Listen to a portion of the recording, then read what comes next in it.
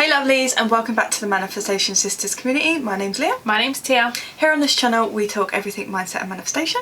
If you're new here, we help you rise and reach your truest potential by simplifying manifestation and making it a lifestyle. And in this video we're going to jump into what truly does it mean to live in the end.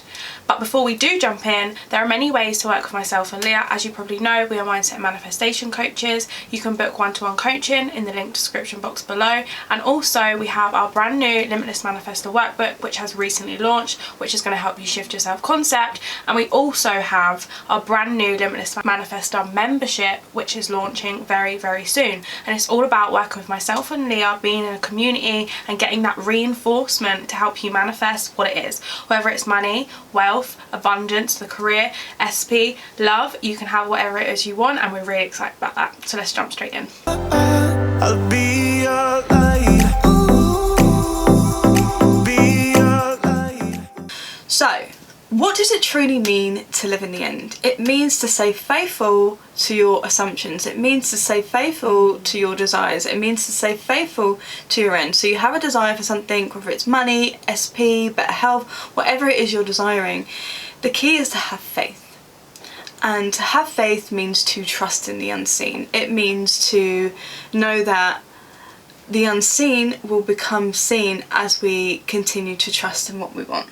Yeah, and I think you said that in like the most perfect way, because it looks different to everyone, but in that space of you having faith, what does that mean personally to you? And for me, I can talk on my personal experience and relate from my clients' experiences. And what does having faith mean? For me, that was having a choice every day of choosing myself. It was having a choice, making a choice, choosing to choose myself every single day, despite my 3D evidence.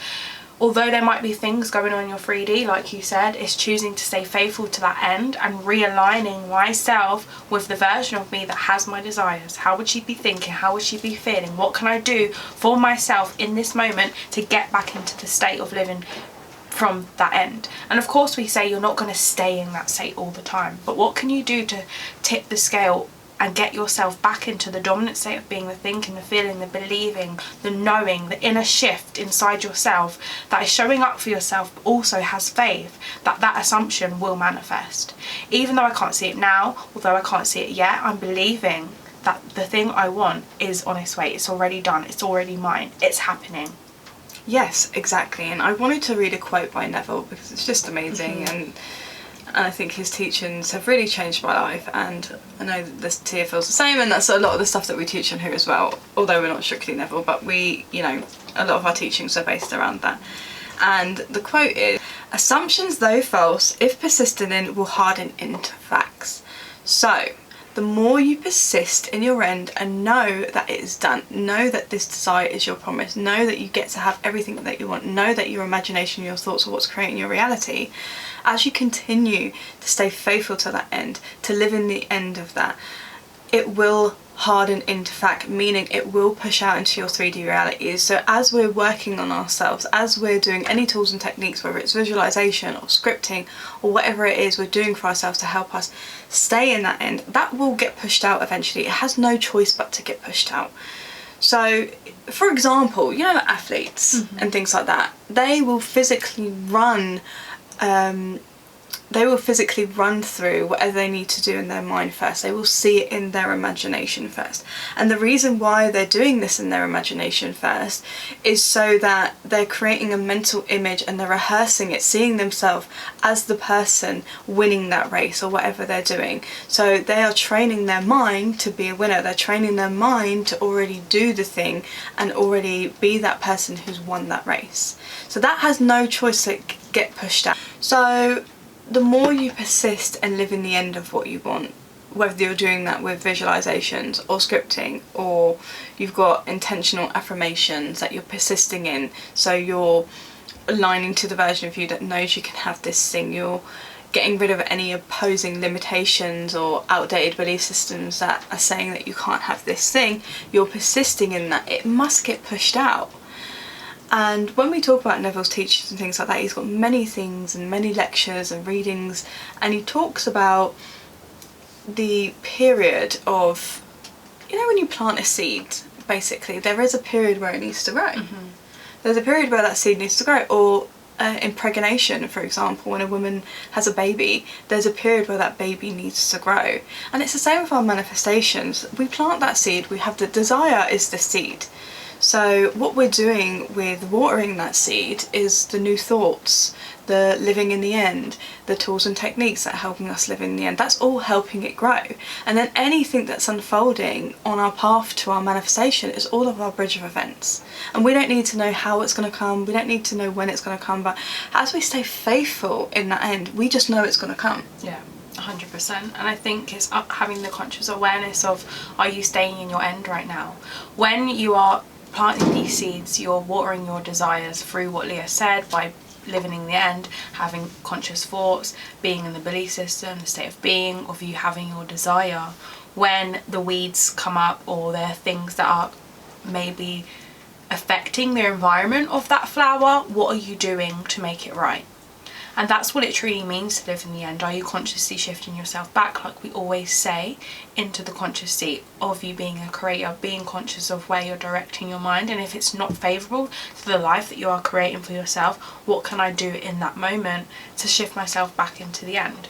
And what does it feel like to be in the end? And I think that's a real important important point to make, because a lot of people are like, well, I'm doing all of this work, I think I'm in the end, but what does it truly mean to be in the end? And all it is your internal state is more in the state of, this thing is coming, I have this thing, it is done, rather than resonating with, when is it my turn, nothing's happening, I can't see any movement.